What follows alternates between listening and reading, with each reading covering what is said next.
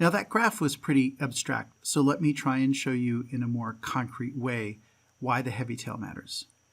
Consider if you want to test for 1 billion miles of testing. In the US, there's about one fatal crash per 100 million miles, and you may need perhaps 1 billion miles of testing to get statistical significance. And by the way, that number includes all the drunk and impaired drivers, so that's a lower bound. You probably want to be better than that. But still, you're talking 1 billion miles of testing.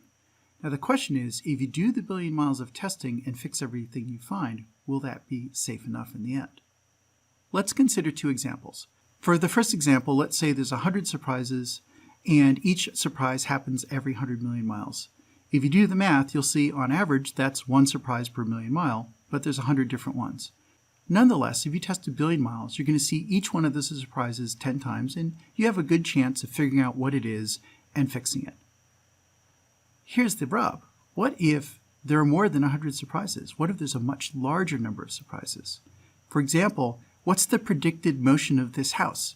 Is it a house or is it a vehicle? Is it both? Well, it kind of depends.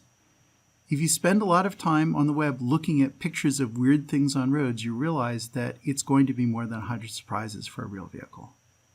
Let's run another hypothetical example just to illustrate what the problem is.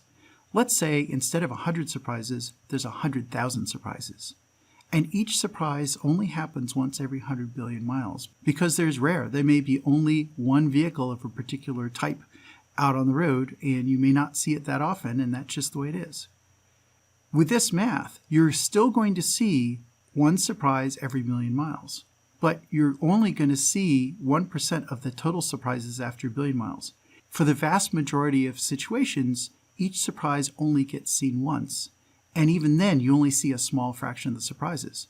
In this case, fixing all the surprises you see doesn't help for safety, because even if you fix 100 surprises or 1,000 surprises, you've only got 1% of the surprises fixed.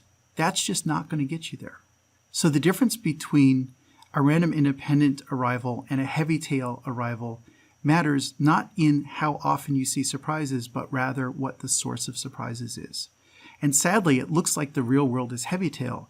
So this is a huge limit on the SOTF approach to actually get you safe before you deploy. In the face of this, assuming you're going to be perfect when you deploy is no longer a useful fiction. It's just not going to happen. You can be pretty good.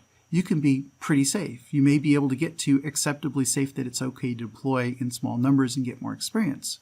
But you're not going to be perfect, because even if you do 1 billion miles of testing, you're not going to see all the surprises that happen in the real world, and that means you cannot train your machine learning to deal with them, and you're going to have things that in a previous life would have been called a recall quite frequently.